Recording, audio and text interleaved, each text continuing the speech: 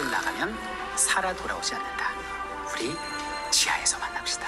가슴이 뭉클하고 한번 빨리 가서 보고 싶어요. 할아버지 여기 지나가신 길 수도 있어요. 그로 인해 대한민국의 역사는 바뀌었습니다. 감사합니다. 네, 안녕하세요. 저희는 외교부 대학생 기자단 황영혜, 변지은입니다. 네, 안녕하세요. 네, 우선 저희 외교부 서포터즈 구독자 여러분들께 좀 간단한 자기소개 한번 부탁드릴게요. 네, 안녕하세요. 저는 배우로 활동하고 있는 윤주빈입니다. 윤봉길의사님은 저의 큰 할아버님이시고, 네, 그렇습니다. 네, 부모님 혹은 조부모님께 윤봉길의사 이야기를 좀 많이 듣고 자라셨을 것 같아요. 혹시 네. 학교나 역사 수업에선 우리가 들을 수 없는 윤봉길의사님에 관한 또 다른 이야기가 있나요? 부모님한테도 많이 듣긴 했는데, 가장 많이 들었던 거는, 셋째 동생이신 저희 할아버님한테 얘기를 굉장히 많이 들었어요.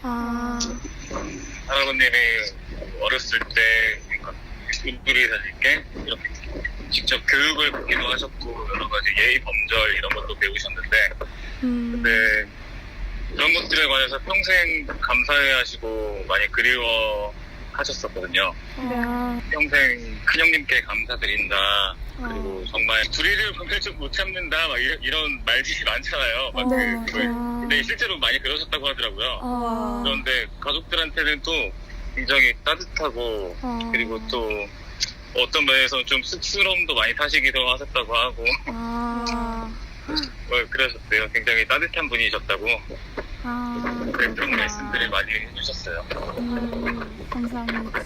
네, 저희가 어제 백범김구 기념관에 들러서 김용만님과 인터뷰를 진행한 바가 있는데요.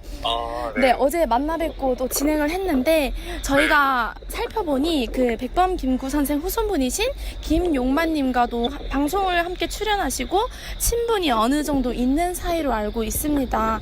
혹시 네. 처음 만났을 때 첫 인상이 어땠는지, 그리고 두 분 다 독립유공자 후손으로서 닮은 점 혹은 서로 좀 마음이 통하는 점이 있는지 궁금합니다. 작년에 뭐 여러 가지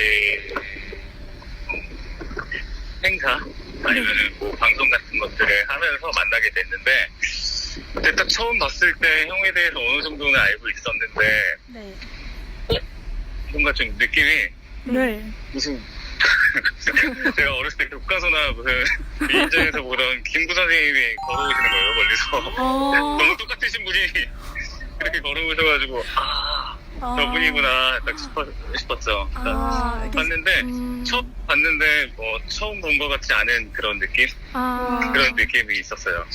그렇구나. 정말 그 용만이 형 그분 정말 모든 그 분위기도 똑같더라고요. 네네. 그래가지고 너무 깜짝 놀랐었어요. 네, 그리고 다음 질문으로 윤봉길 의사와 실제로 만나실 수 있다면 어떤 얘기를 전해드리고 싶으신가요? 뭐 거창하게 제가 뭐 할 수 있는 말들은 그럴 것 같고, 그냥 할아버님한테 감사하다는 말씀 전해드리고 싶어요. 그냥 이렇게 해방된 대한민국 아래에서 우리 세대들이 정말 잘 살고 있다. 감사하다. 좋은 모습들 많이 보여드리고 싶죠. 그런 생각이 다 있어요. 네.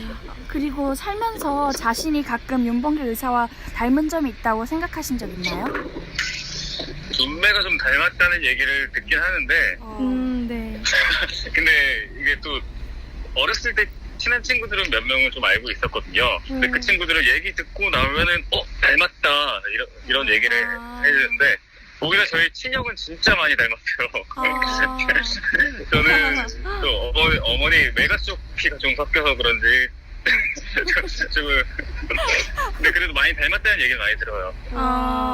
네, 그 방송에서 이렇게 김구 후손분과 함께 둘이 있는 사진을 봤는데 이렇게 옆에 비교하고 보니까 정말 그 느낌이나 어떤 눈매나 그런 표정들이 좀 닮았다고 생각이 들었어요. 그때 사진 봤을 때. 그런가요? 네네. 그러면 저희 마지막 질문으로 저희 제75주년 광복절을 맞아 국민들 그리고 대한민국 학생들에게 한마디 부탁드립니다. 우리가 우리 역사를 제대로 알고 어떠한 것들을 기억하고 어떻게 살아낼 것인가 뭐 광복절 이날만큼이라도 조금은 되돌아보면은 네. 참 의미가 있지 않을까라는 생각이 들어요.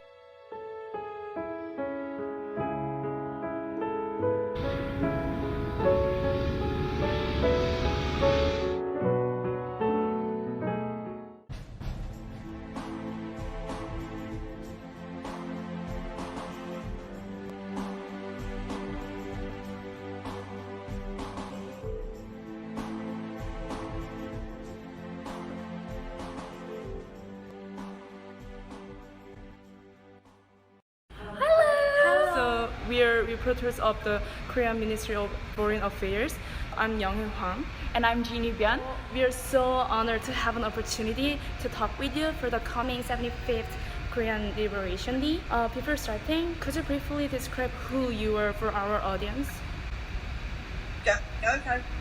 I'm Susan Black, and I am the granddaughter of the British journalist Ernest Thomas Beckel.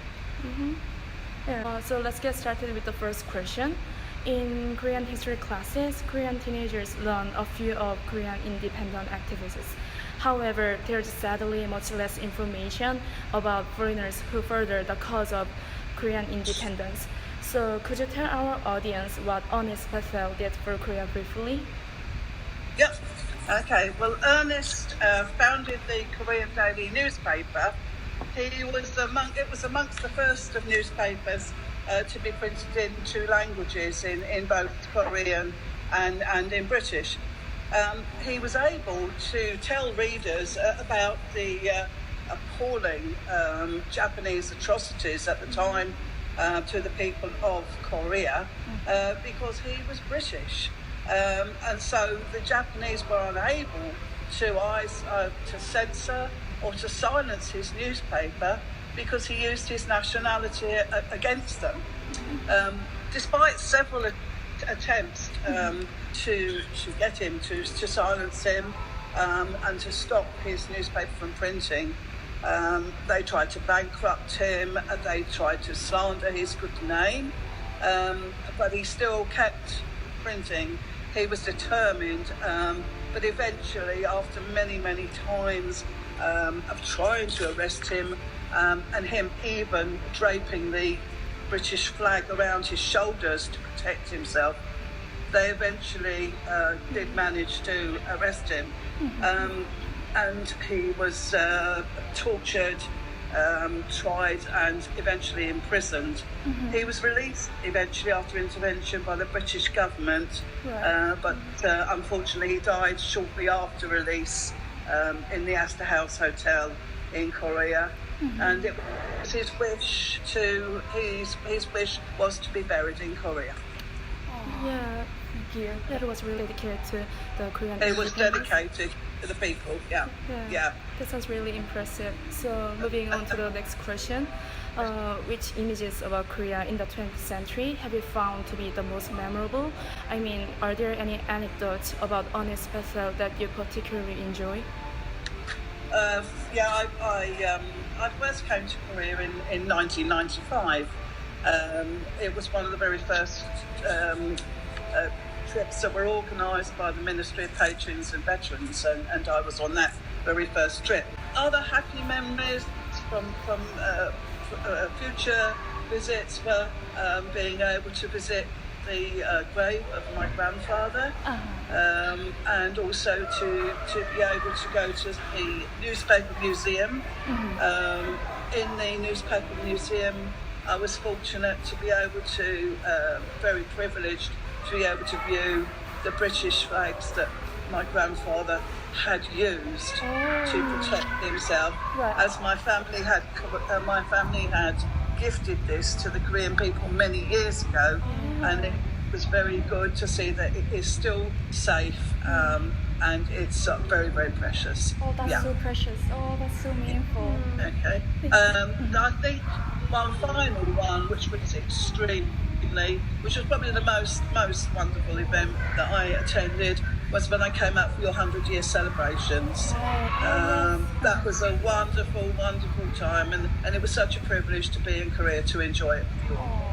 So sweet. Okay. Yeah. And what does it mean to you? Yeah. Well, whilst Ernest is part of your history of your country, he's my grandfather. He is a grandfather to me, and to my brother. Yeah. Whilst we never had the chance to meet him, he was very much talked about by his wife, my granny, Right. and my father. It's tinged for me. It's slightly tinged with sadness, in as much as my father had died before the ministry contacted us. So my father is unaware, was unaware of the fact that his father was going to be recognised for what he'd done. Yeah. The last question, is there anything that you would like to tell our Korean students as a descendant of Ernest Bechdel? With so much talk about racism in the world today, it's refreshing to realise that our grandfather thoroughly embraced the Korean culture, and he ran it alongside his own. He didn't have to do it, but he wanted to do it. And he so loved the Korean people that he felt compelled to help them. If only today's youth would realise that it can be an easy decision to embrace another one's culture and live together in harmony. So, That's so sweet. Thank you. okay. Thank you so much. I really liked your last comment. That was really meaningful to us. Thank you. Thank you, Susan. Okay, bye-bye. Bye bye.